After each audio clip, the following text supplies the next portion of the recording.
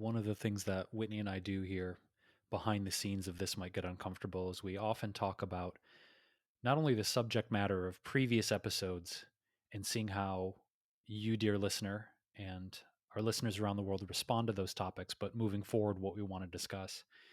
And as it stands at the time of this recording, our most popular episodes are actually about relationships. Now, we've had behind the scenes talks in moments of, oh, should we make This Might Get Uncomfortable a relationship podcast because those are doing so well. But we've decided not to niche down in that way because we really want to talk about a lot of subjects pertaining to wellness, mental health, emotional wellness. Relationships is certainly a part of that conversation. But it is interesting to notice how our most popular and most downloaded episodes are surrounded with the subject matter of how we relate to one another as human beings. And in the past 2 weeks, I came across a really interesting article that popped up in my feed that I shared with Whitney earlier today from The Atlantic. And we often like to share articles with each other. And for you, dear listener, and anyone who wants to access the article and anything we're going to discuss today, you can go to our website, which is wellevator.com. That's WELLEVATR.com. Go to the podcast section. It will take you to the show notes that will contain the article that we're going to use as our jump off point for another episode about relationships. I think it's been a minute since we actually discussed this, Whitney. So I feel like we're due. So this article from The Atlantic popped up, and the headline is, "What if friendship and not marriage was at the center of life?" And the subhead is, "Our boyfriends, our significant others, and our husbands are supposed to be our number one. Our worlds are backwards." And it's a really long article, so I'm not going to read too much ad nauseum from it, but the gist of it is detailing some women that they profiled who were in, I suppose, platonic partnerships where they put their friendship and their connection at the very top of their level of importance and consideration and attention in their lives, not their romantic relationships. And it's an absolutely beautiful story about. Well, they give a few examples. The primary story is two women named Cami and Kate, and how they met and how they bonded and their experience with romantic relationships, and that their connection endured so much, so many life changes, moving across the country, changing jobs, changing professions, changing husbands, changing partners. And the framework of this, I guess, this whole thing is that they talk about examples of friends like this that sweep into frameworks that are typically reserved for romantic partners. That in some of these examples, these platonic partners will live in each other's houses that they purchase together. They'll raise each other's children. They'll use joint credit cards. They'll have the same bank account. And in some states, they'll actually have the power of attorney and medical leverage for each other, depending if something happens. So many of these friendships, these platonic partnerships, have, I suppose, the structure and the trappings of romantic relationships, but just not the sex. Like that's the one thing missing. And it talks a lot about how people get very confused by this type of relationship. Like, well, you guys are together, but you're not sexual, and you're not married, but you have all the frameworks of it. And it's interesting to talk about the pushback for these kind of platonic relationships that society and friends and family get so confused, and I suppose even maybe intimidated by in certain things. So I wanted to dive into this today, Whitney, because I find it really fascinating. The article is really a wonderful piece of storytelling, first of all, in framing this, and some of the terms they use, which some of these I've never heard of, were instead of romantic partners, they use terminologies like best soul friend, platonic life partner, my person, my ride or die, my queer platonic partner, or big friendship. And I just think it's so interesting because as we on the podcast continue to explore trans identities, moving beyond gender pronouns and binary thinking, we're really committed to exploring areas of life that we're not really familiar with. So this is something, Whitney, that I think is so fascinating. And I'm wondering how it lands with you. We can dig even deeper into this because there's some really interesting historical context too about some huge people in our history that had very similar relationships like this. So it's not necessarily a new thing. They give examples from the 1800s, the 1900s of people that were in platonic relationships, but not sexual ones. So I think much like bisexuality or transgender, these are things that have been happening, I suppose, behind the scenes of human society for a long, long time, but are now only recently being, I guess, talked about in the mainstream. So I just think it's super interesting to think about in this context because I don't know. I think sometimes I think if my romantic relationships don't work out, maybe I should just get a commune with all of my friends and we just be in a relationship together. I've had thoughts like that before. So I don't know that I have a leadoff question per se, Whitney, but I'm wondering how this subject lands for you. Well, it's definitely something that I think is really neat, and I think I can relate to it in some ways. I grew up with a really close best friend who lived across the street from me, and we've gone through lots of ups and downs over the years, but we've always kept that term for each other. I've referred to you as a best friend, and you and I have talked about like how it actually would be neat to live right next to each other and even like build a tunnel system so our animals could run between our homes, and I mean, on that note, that's one of the big perks. In this article, they reference how good friends could take care of each other's children. And I really do think that our society would benefit from more dynamics like that because a lot of us feel very alone. Even if we consider our animals our children, we all know what it's like when we need someone to watch them. And we usually call in our friends. I mean, some people prefer to have professionals, but I usually prefer to have somebody that I know close who loves my animal, Evie in particular, and I can trust. And it's also nice to have more of a trade relationship than a financial exchange, I think. I actually think in general we could benefit from supporting each other, and maybe trade isn't the best word, but it is that idea of having each other's backs. And I've also thought about my relationship with my sister. My sister and I are very close. I consider her a friend, I guess, but we've transcended the word friend, I suppose. Like we just have a really intimate relationship. And there were times where I thought, wow, be so nice to just live with my sister, like just to have that loving support that we have with each other, especially right now. She's living by herself and she lives in a really cool home. And I thought, like, gosh, if it were easier to travel or I felt more comfortable traveling right now during the pandemic, I wouldn't even think twice about just going and staying with her for as long as I felt like it because I just love being around her and I love helping her out, supporting her. And I think that article brought this up for me too. And it also reminded me of how people are very confused by our relationship, Jason. And to your point, like, and one of the major points in this article is like, I actually just last night was having a conversation with somebody who was so surprised when I said that you and I went from dating to friendship, whereas most people have this model in their head or they just believe that people typically go from friendship to dating and not the other way around. But you actually have had relationships with multiple of your previous partners, and I think that's really cool. And it's very rare and confusing to people, but that doesn't mean that there's anything wrong with it. I think a lot of people think, oh, well, that's just not possible. It's not possible for people of the opposite sex to be friends. It's not possible for people who used to date to be friends, which I just think is so bizarre. And it just reminds me of this article because we have so many limitations in our mind, and that's just really what they are. They'll stay limitations if we don't consider doing them differently. And I think that's one of the big things that I'm perceiving from this article. And lastly, another example that came up for me because I was reflecting on how the media might represent this. I think of actually, there's a great show on Netflix called Grace and Frankie.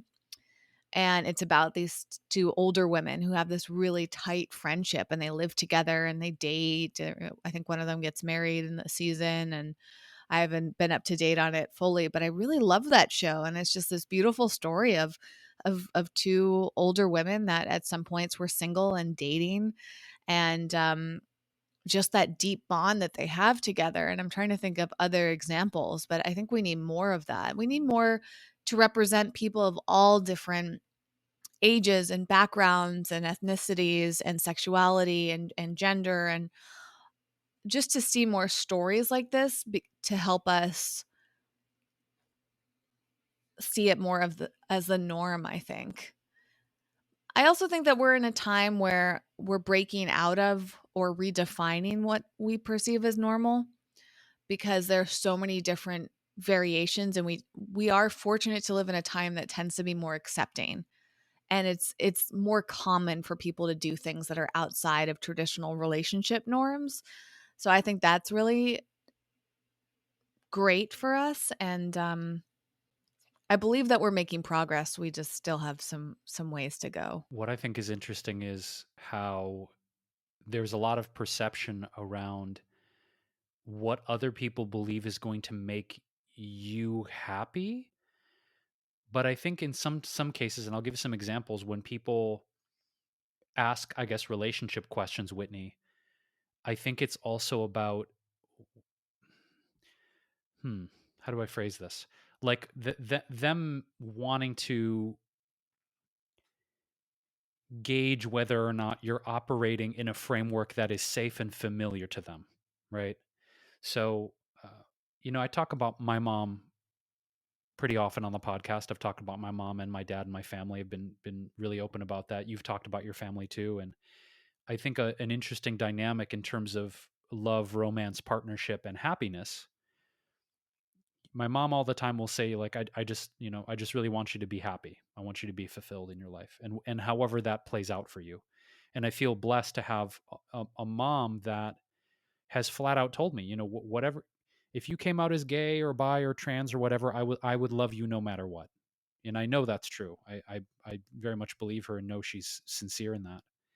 The thing is interesting though is when she tells me about colleagues of hers or work acquaintances or friends that are like, "How's Jason doing?" Like, "Oh, he's okay. He's doing all right. He's still in California." Like, well, does he have a wife? Is he married? Is he ever going to have kids? These are verbatim questions. Does he have a wife? Is he married? Is he ever going to have kids? Isn't he in his 40s now? And she gets a decently high amount of these type of questions. And I think it highlights what is a pretty common form of questioning, wit, of people examining the dynamic and the framework of your relationships in your life to gauge whether or not you're happy.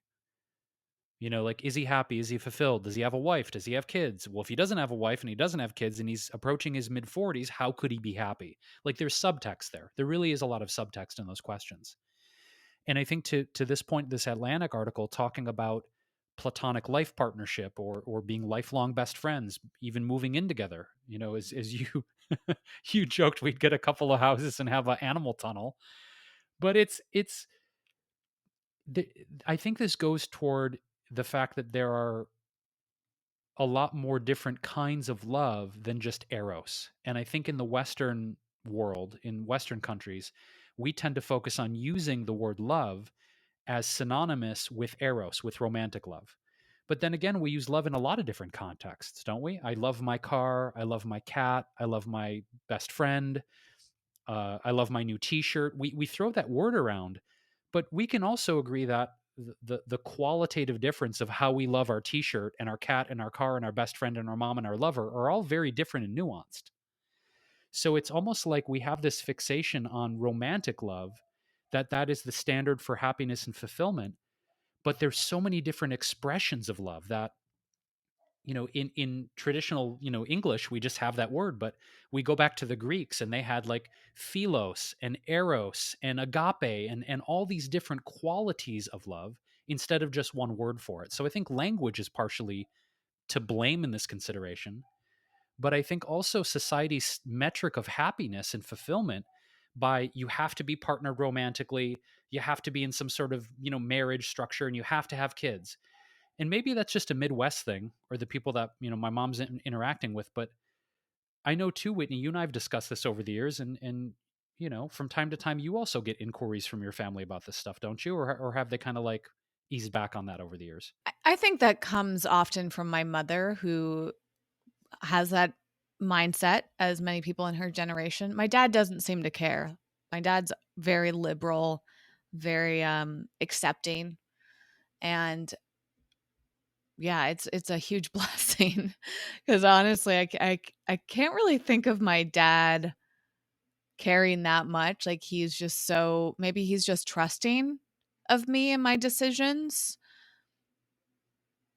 It's interesting. My dad also is a little bit stoic, so sometimes he might just not express it verbally, but it's fascinating with him. But my mom is very opinionated and very traditional in a lot of ways. And I think tradition is really interesting because to me it feels limiting sometimes. Like, sometimes I feel it can be comforting, but that there's limits in it. And in comforting, I mean that when some it feels familiar, it feels safe. I think that's a huge part of traditional models of identity, is that it's familiar and it's safe, and just psychologically, when something's familiar, we equate that with being safe because we understand it. When we don't understand something, when it's unfamiliar to us, it can feel unsafe.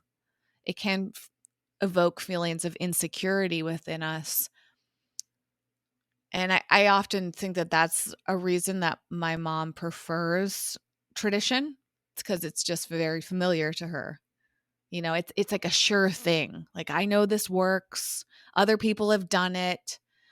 And I think for you, Jason, being a rebel, you're more comfortable doing things that are outside the norm. And for me, being a questioner, as we've talked about before, these are our tendencies as defined by Gretchen Rubin's framework around this. I question things until I understand them. So that in many ways allows me to go outside the norms, because if they can make some sense to me, then I don't have a problem with them. And that puts me into that gray area. It's like, if you can explain why there's a benefit, then I will generally be very accepting of it. And then I also try to be accepting of things, even if I don't understand them, because I'm driven to include everybody. Inclusivity is incredibly important. And I think I have that to each their own type of mindset. And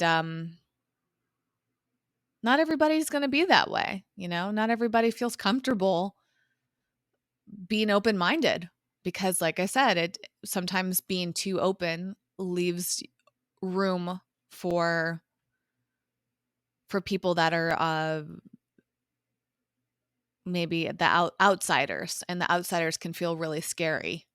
And I think this mentality, and maybe having a society that's opening up to different gender norms and different sexuality, and becoming a little bit more fluid and inclusive and accepting, that is threatening to some people, because they don't feel like there's a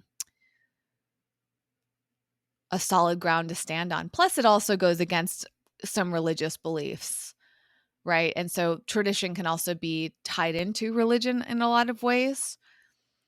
And that's always an interesting thing to examine. And I honestly think that's one of the reasons that I don't really align with religion super strongly, is because it feels too rigid. And I remember when I was going to church for a little while, that often made me feel really uncomfortable. Like, the Christian viewpoint around sexuality and gender was did not that felt too rigid for me. And because even though I am cisgendered and straight, I still have such an open mind, and try to have a really open heart as well. And it made me uncomfortable that perhaps people at my church were not in that same mindset, and like this idea of like something being allowed or acceptable or okay. Like, for example, friendships, that came up too. One comes immediately to mind. One of my friends was married to a guy that I thought was really great. And, we would be at church or at events at the church and have great conversations. It just felt like a natural friendship between us. And we were watching a TV show that I wanted to discuss with him. And so every time I would see him at church, I'd be like, "Oh my gosh, you see the new episode of the show?" And one day outside of church, I was like, "Oh, I wonder what he thought about this." So I texted my friend and I said, "Hey, like, would you mind sharing your husband's phone number? I wanted to text him about this TV show." And she told me she felt uncomfortable with it and explained that she didn't think that it was appropriate for us to be communicating. And these were people in Los Angeles in their early 30s, seemingly pretty woke in some ways, right? And pretty liberal in some other ways. In fact, I'm fairly certain they were literally liberal in their viewpoints. But because of some of the constraints of Christianity that I didn't fully align with, I suppose. And again, like, it means something different to a lot of different people. But for them, it was not acceptable for men and women to be friends, especially if the male was married. And I just, like, to this day, I really just don't understand. And I think it comes down to that old school fear of, well, if they're friends, what if she even said this to me. It's like, I don't want to add any temptation. And I'm thinking, that's so interesting because you can't control temptation, right? Like, but so many people try to. They're like, well, maybe if I put the blinders on my partner, then I can control my partner's behavior. And that's where I'm really just, I think it ties into this whole conversation. It's like our viewpoints on friendships and these belief systems we have. And of course, there are deep human desire that maybe we don't have as much control over as we think we do, but that's what makes us human. It's like, I guess it comes down to trying to control ourselves so much, and we try to control and create safety because it feels so threatening, these basic human desires. But I think those human desires can be there and maybe a little less controlled, and like, just allowing ourselves to be human is ultimately something I would like to see more of. Even if it makes me uncomfortable or feel unsafe, that's okay. Uh, I guess I would like to see more people get more uncomfortable with these things because I think that gives us the room to flourish and open up our ideas to different relationships. What's interesting to me, this conversation about temptation, Whitney, it's to me it's not about somehow removing temptation or desire or want, because I don't think that necessarily as human beings we can overcome that neurological wiring in us. I think that there's part of the reason why I think addictive substances and addictive marketing and social media and a lot of the things that we talk about here on the podcast are so effective is because our brains are wired for those things. So to me it's almost like if I put myself into a relationship where I'm worried about the other person being tempted, it's not so much the temptation or the desire or the thoughts of wanting things that I would be worried about. It's like, do I have enough? Well, first of all, realizing I can't control another person. That's the first thing, right? Is no matter what steps I might take to inoculate this person from wanting someone else or wanting to have sex with someone else or being tempted or even having the thought of it, I can't control that person's thoughts or actions. Even, in a structure of marriage. I mean, we talk about tradition and maybe that's the quote safe choice. I mean, look at the infidelity rates. It's not like the institution of marriage has prevented infidelity. Far from it. It in some cases, if you look at the work of Esther Perel and her examination into psychology and sexuality, she posits a theory sometimes that going into a structure of marriage or a committed relationship without being clear about who you are or what your real intentions are lead to more infidelity, because we're not taking away desire, and we're not taking away temptation, and we're not taking away human want. To your point, Whitney, we can't we could lobotomize ourselves, yes, but we're, proverbially speaking, we're not lobotomizing ourselves to the point where we're just robots or automatons who don't want anything.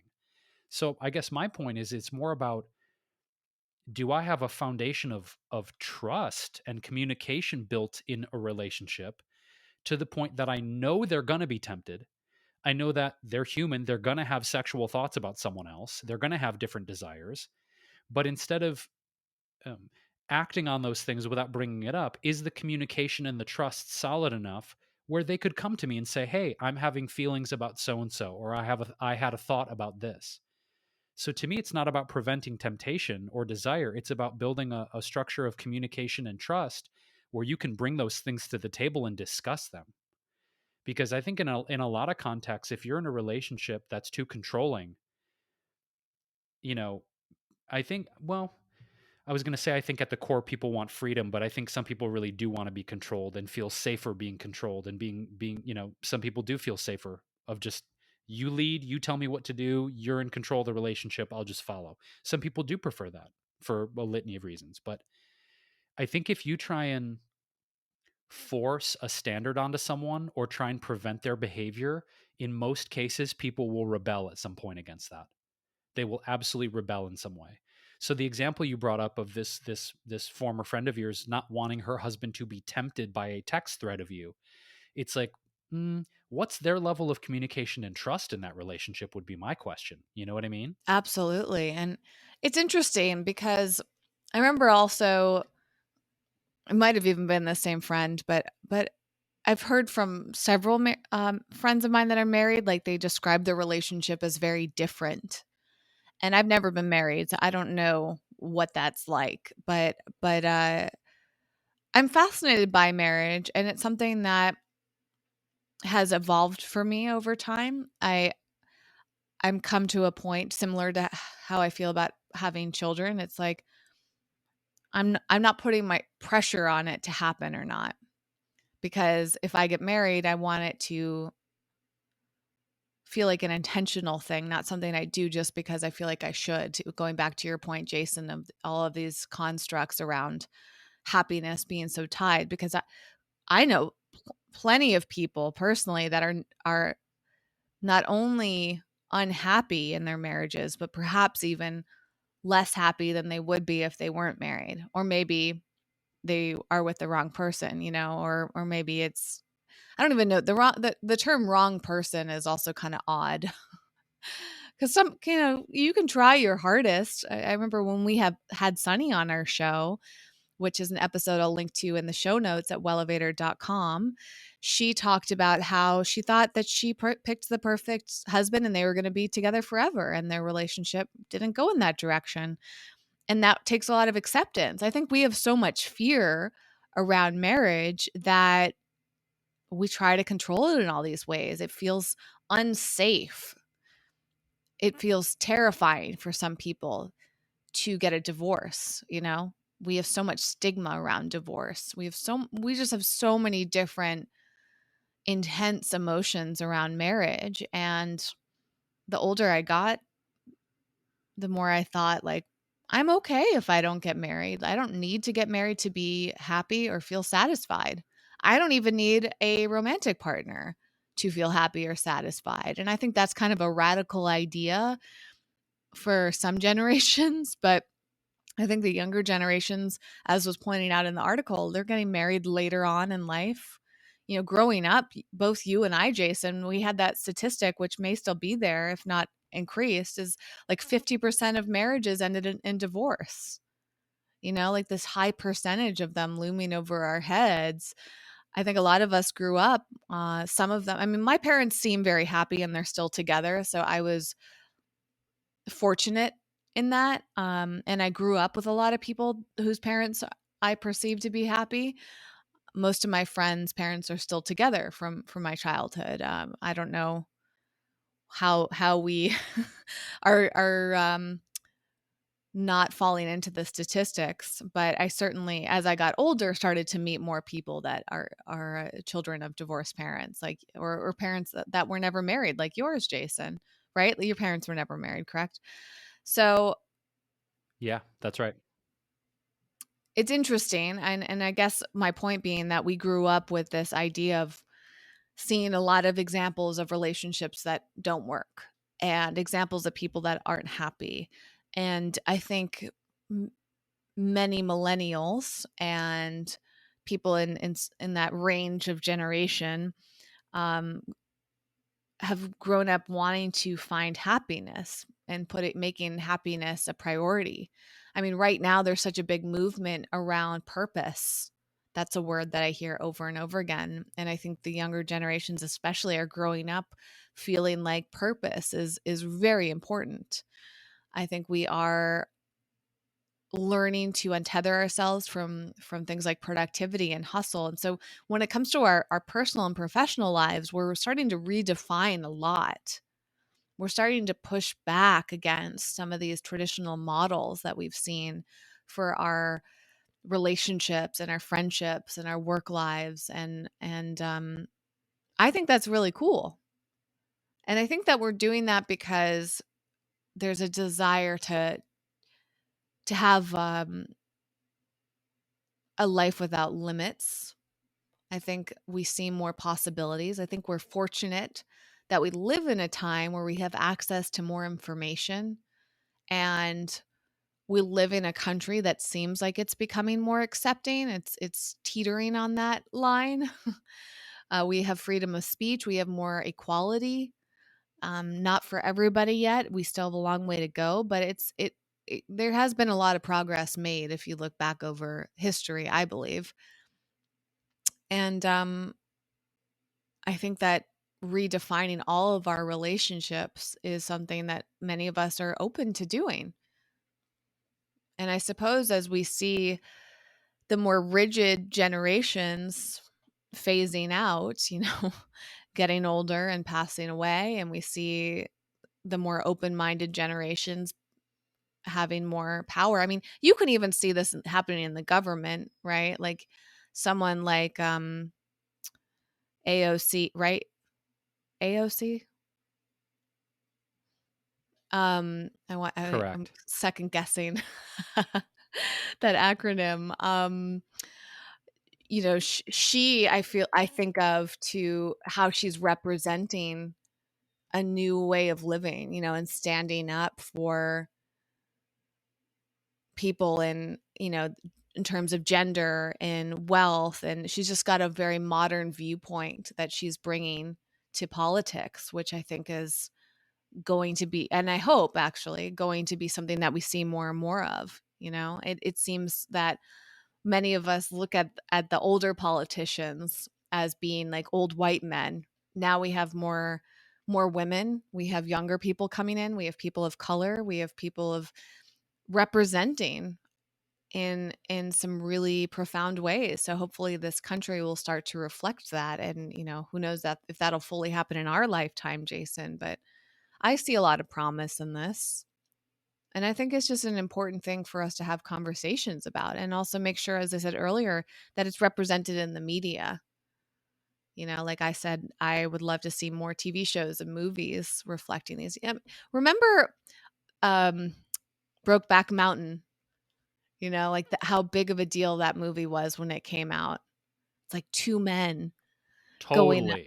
and it's like they had this romantic thing. It was so taboo, and it's like that was so shocking back then. But I think a lot has changed in the media since then, and now it's less shocking, which is really interesting. You brought up divorce rates, and I, out of curiosity, just wanted to look it up in real time.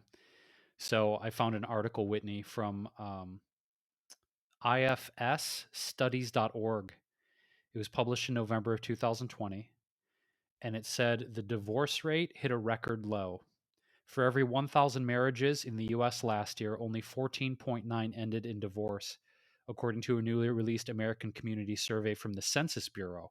This is the lowest divorce rate we have seen in 50 years. It's even slightly lower than in 1970, when 15 marriages ended in divorce per 1,000 marriages. Super fascinating. And also, apparently, the median duration of marriages in the United States has increased almost 1 year in the past decade, from 19 years of marriage in 2010, rather, to 19.8 years in 2019. So it's saying that, yeah, the divorce rate is dropping right now. And it talks about stability of kids being in the house during the pandemic. It talks about the economic advantages on your taxes of staying married, the impact of disconnection by being alone. I mean, it's really interesting to dig into the psychology of this, right? Is like, okay, so people aren't getting divorced, but are they doing it because are they doing it for the kids, quote unquote, staying together for the kids? Are they doing it because of the rampant economic destruction that's happened in the past 12 months? Are they doing it because they are afraid of being alone? I mean, it doesn't go deeper into the psychology behind it, but those three things kind of jumped out at me of like, I wonder why people are staying together. Is it really out of love and connection, or is it more out of fear and convenience? Because if it's out of fear and convenience, then what happens when the pandemic ends? That's what I'm curious about.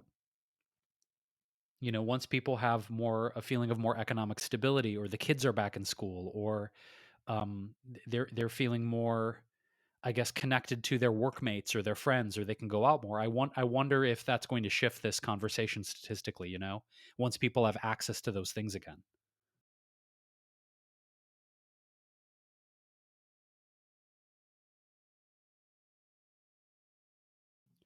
And I guess for me too, it goes back to what you were saying about the motivations of why people choose to get married in the first place. And I think if people are choosing to be in a romantic partnership out of loneliness, or in many cases, to somehow try and get the love, the validation, the attention and approval we didn't get as children. And I think in a lot of cases people are bringing their unhealed trauma from childhood and then expecting their partner, romantic partner, or in some cases their friends, to give them what they feel their parents didn't give them. And this is a really slippery slope, isn't it? Because putting a romantic partner in a parent role is a super uncomfortable thing. And I don't mean like BDSM daddy stuff. That's a different I don't mean that. I mean, literally having to parent a partner because they didn't get the love, validation, approval, direction, and wisdom they wanted from their parents. And this is something that I'm kind of looking at in my relationship history. Did I engage in any of that in terms of either trying to play the father role, or maybe looking to be mothered in some ways by the women that I was with? Because I certainly have trauma that I'm still working on in terms of abandonment and not good enoughness. And so I think if I'm honest about it, I think the fear of abandonment has been so strong, and it's been such a trigger trauma in my life, that if I look back at certain relationships I've been in, I think I have stayed longer than my heart wanted to be in them, because I was afraid of the abandonment. So the fear of abandonment, either being abandoned or abandoning someone else, in the past has kept me in relationships longer than I think I ought to have been in them because of that unhealed trauma. And I think that's another layer to look at in relationship, isn't it? Is how are we using a person or a relationship to try and get our needs met? This is a really important question, because I often think that it's like the frame that I put on it is much like you said about you feel like you don't have this burning need to be in a romantic relationship. But I think for some people, it is a burning need. I mean, we have billions of dollars on dating apps and cosmetics and dating coaches and relationship coaches trying to help you find your person. And it's interesting because if we were to remove this fervent need of I've got to find my person to feel complete, I mean, entire industries would pretty much collapse if people were just like, whether I have a partner or don't have a partner, I'm going to be fine. That's a very dangerous mentality from a business perspective, for all, like I said, all the billions of dollars that are pumped into coaching and dating apps and relationships and working on yourselves and preparing for your partner to come in. But to your point, it's like, what if we were to accept the fact that there are no guarantees, and it's quite possible we might end up alone without a romantic partner? And can we be okay with that? That's one thing that I've done a hell of a lot of work on, and keep working on. Wit, to what you brought up, is whether I do have a life partner or a wife, or I don't, can I live a good, fulfilled, meaningful life? And the answer is yes. It just requires shedding a hell of a lot of conditioning, a hell of a lot of conditioning. And I also don't think it's necessarily wrong to want those things. That's not what I'm saying. Of if you really, really do feel like you want a life partner or a husband, a wife, that's a vision of yours. I'm not saying that that's something to be wrong with. I think it is important to ask ourselves why we want things, though. And for me, I've taken periods of intentional aloneness and singleness because I knew that I had to work on certain things. And there was a lot of pain and sadness and trauma that was really preventing me from connecting on a level as I wanted to with a partner. And so I think periods of really intentional aloneness and singleness it can be a very healthy thing, as opposed to jumping from relationship to relationship to relationship to relationship which I've also done in the past. But I think that honoring the times that we need to work on ourselves, heal ourselves, regain our confidence and perspective, and get clear about why we want to be in a relationship, I think that's a really important question. Because again, I sound like a broken record, but if we're lonely, we're despondent, we have a broken heart, and we think that by jumping into the next relationship, that's going to heal us, it doesn't. It doesn't heal us. So I think, I don't know. I'm just reiterating a lot of the same things here. I think whether or not we have this mad rush after the pandemic ends. I have a few girlfriends that have joked, including our mutual friend Lish, that it's going to be like the dating scene when the pandemic ends. Like, I've had some friends of mine that are women be like, it's gonna be like the snarling wildebeests of men have been have been locked in the dungeon, and they're lonely and they're horny, and they're actually not looking forward to the dating scene after the pandemic, because they're like, dudes are gonna be so thirsty after this. They're going to be acting so inappropriately. And it's been funny to engage in those conversations with mutual friends of ours where they're like, ugh. Like, on one hand, they want to start dating again, but on the other hand, they're kind of mortified to see how men are going to be behaving after all this ends. And not to throw guys under the bus, but I can see where they're coming from. It's like, dude's been locked up for a year without any female contact or human contact or male contact, any romantic sexual contact. It's going to be fascinating when shit opens up again. That's all I'm saying. Yeah, absolutely. I mean, it'll be fascinating for socializing in general because a lot of people have been yearning for human connection, and doing it virtually. There's studies that show it's just not the same. Doesn't have the same impact. It doesn't hit us on the psychological needs. And what's interesting? It's like I'm curious about the COVID children, the kids that were born during this time or were very young during this time, and they're growing up. This is their reality. And how is that shaping them mentally? I saw one video of a parent talking about how anytime that they take their child into a social setting like grocery shopping, it's major stimulation for these children because they're not used to being around that many people. And think about the kids that are in school now. School is completely different. I don't know if kids are like allowed to, well, I guess it really depends on where they live, but I think a lot of school systems have kept kids separate, the 6 feet apart from one another. They're not touching each other as much, and that might be benefiting their health or maybe not. I don't know. But mentally, I imagine it's got to feel really confusing, or maybe it's reshaping their brains, and maybe it'll be challenging for them to socialize. I mean, that's what's going to be really interesting, given that we're approaching the year mark with COVID in the U.S. and just like the quarantine or the physical distancing that we've been doing. It's definitely going to have an impact. And there are people like me that I don't personally feel that impacted by it because I enjoy spending a lot of time by myself. But as we've talked about before, the challenge is that we're not moving that muscle, right? So we're not exercising our socializing muscles. And so it might feel even harder to socialize for someone like me after this.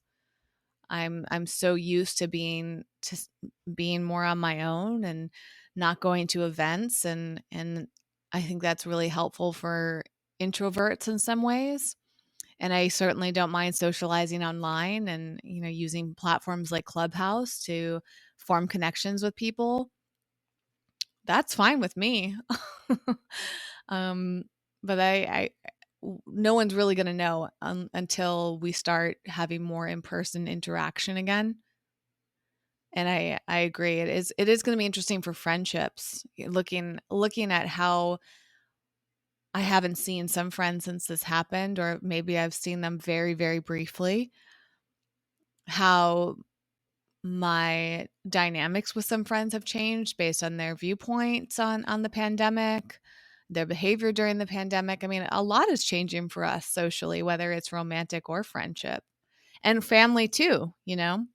I actually feel closer to my family. I feel like it brought us together in a lot of ways, and I had made the decision to go spend a few months with them last year, and I think I was extra motivated to do that because of what's been going on and because it's taught me how precious all of this is. And as I said, I look forward to feeling more comfortable traveling because I would like to go spend more time with my family. And all of these dynamics, I think, are changing in ways that we just don't know the ripple effect yet.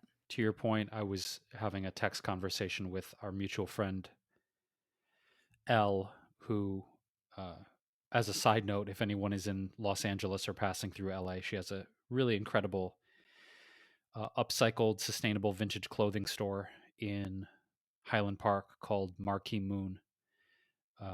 But Elle and I were talking, Whitney, about the simultaneous desire to go to these events and go to concerts and go to bars and be in a larger social context, and also the fear of it, that it's a desire and a fear. And she said that, and I said, you absolutely read my mind, because as someone who is labeled an extrovert, and I agree with it, I have tended in historically to go toward the side of extroversion. I miss being on a stage. I miss playing shows. I miss going to shows. I miss the trade shows we talk about. I miss just having, like, a dinner party with friends. Something even as simple as that. But when I think about um, going to a festival, a concert, even the trade shows you and I talk about, my body also has this really interesting reaction of almost, I don't even know how to describe this. Assuming that I'm going to feel panicked and anxious. And I don't know that that's true. But when I put myself and sort of imagine myself walking the show floor at Natural Products Expo, or, being at Burning Man or Coachella or whatever, I imagine sort of these large scale gatherings. And there's a part of me again that's like, oh my God, I miss that. I want to do those things. But when I actually imagine myself in it, I start to feel some anxiety build up. Like in my gut, I'm like, that's going to be like, I imagine myself with all these people surrounding me and all their energies, and thousands, being surrounded by thousands or even tens of thousands of people, and wonder how I'm going to do in that context. Because in the past it wasn't a big deal, but when I think about it now, Whitney, I start to feel nervous. Nervous is the right word. I start to feel nervous about it. And I'm curious for you, as someone who is on the other side of the coin, you tend to lean toward introversion.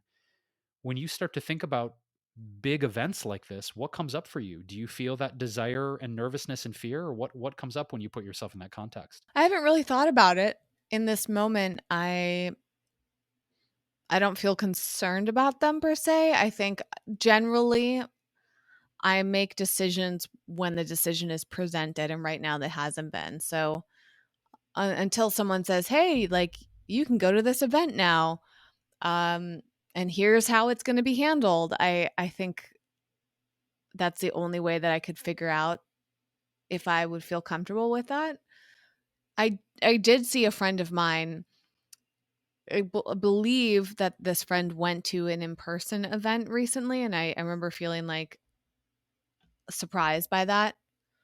And I know one other person, an acquaintance of mine that also went to another in-person event, and I was just kind of surprised because I didn't realize that those were happening. Um, but you know what? I also trust that people are going to make the best decisions for themselves. I haven't been presented with an opportunity to do much in person, so I haven't had to say yes or no to them. And I don't think I feel ready, but then again, if an event was laid out in a very specific way and I felt trusting of the organizers, and I think maybe I'd consider it, I suppose. I guess I'm not really concerned yet. And I also feel like as an introvert, this downtime has been really rejuvenating. So when an event comes up, I don't feel eager to go to an event, but I feel like, okay, like I could handle it. I've replenished my energy for almost a year now, and I think I'd be open to experiencing it again. When I did my cross country trip last year, that felt really satisfying for me because it I didn't have a lot of interaction with people, but I felt because I was like out in the world, literally in the country, going across the country, like just being in different environments was really satisfying for me.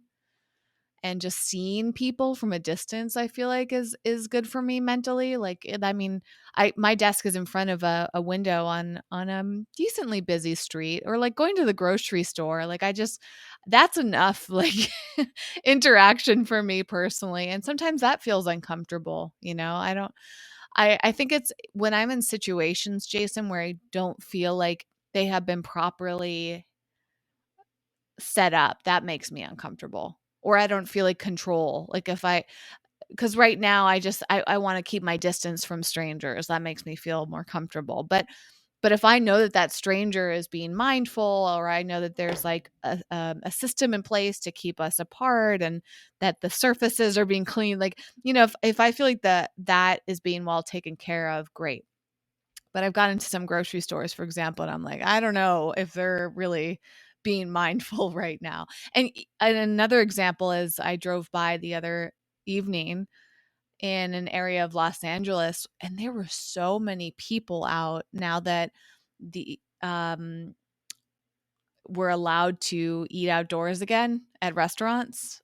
There were so many bars and so many restaurants full of people on their outdoor tables, and I just thought, wow, like I have zero desire to do that. Maybe I'd go to a restaurant, but I don't feel like I need to go to a restaurant. I'm happy getting takeout, making food at home. Like that's completely fine. But I was more fascinated by the people that were out at bars socializing. And I guess some people are just really eager to get back into that world of socializing at, you know, in these public settings. It's just not for me. Yeah, we go back to one of the aspects of our conversation when we started this podcast, which is we're hardwired for connection. We have desire, we want to be with people, and yeah, the stay at home order getting lifted in Los Angeles has been really fascinating. Driving down like Melrose Avenue and seeing the sidewalks packed with people.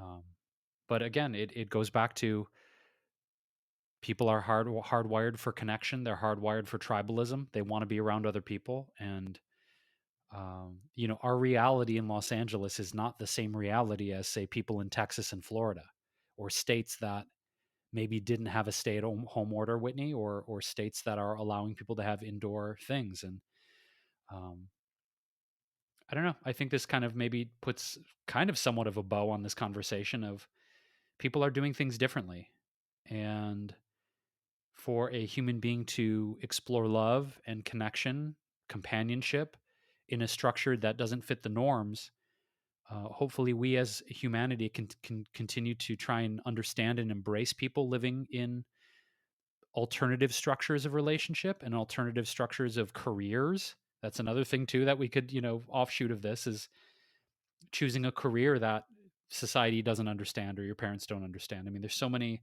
permutations of this conversation, but I think it ultimately comes back to the work of us as individuals finding out who we are, what we're passionate about, what has great meaning, and living in alignment with that and doing the work to find out more and more about what we want, why we want it, and who we truly are, what makes us tick. That's what this is really about. And then having the courage to live a life that we feel and aligned with, no matter what people think. That's really I think one of the toughest things is not necessarily getting clear about what you value and what's important to you, the kind of life you want to live, but then realizing if that life structure doesn't fit the norm, preparing yourself for questions and pushback and maybe even some violence in certain ways. Um, so we are curious, dear listener, how you feel about these subject matters, alternative relationships, platonic partnerships, how you feel about reintegrating into the world romantically or in any other context. So we always love hearing from you directly. Our email where you can reach Whitney and myself is hello@wellevatr.com. And that's also our website, Wellevatr, WELLEVATR.com, where you can find the show notes for this episode. You can find that great article from The Atlantic that we highly recommend you read. Also, the articles about the divorce statistics and any other great resources, including Esther Perel's work. We'll link to all of that in the show notes. And you can also find us on social media. As Whitney mentioned earlier, we're both on Clubhouse. If you happen to be on that app, we have a weekly Wednesday room called the Dolphin Tank, which is a natural products community. It's a pitch session for brands, entrepreneurs, investors, influencers, impactors, CEOs, anyone who's involved in the natural products and wellness industries to come and tell us about what you're up to in the world, what your goals and ambitions are, and also how we can support you. So if you're on Clubhouse or you're getting on Clubhouse, you can join us in the Dolphin Tank. We will link to that in the show notes where you can get notified in your email when we go live every Wednesday from 4 to 6 p.m. Pacific. And we've got a great, great group and community in there and would love for you to join us if you're in the industry. And on all the social platforms, we're at Wellevatr, WELLEVATR.com. So thanks for getting uncomfortable with us and exploring these topics of connection, romance, relationship, doing things differently, because it's something that Whitney and I are always trying to open our minds and our hearts to exploring on a much more broad and deep level. So we love you. We appreciate your support of the podcast, and we'll catch you again soon with another episode of This Might Get Uncomfortable.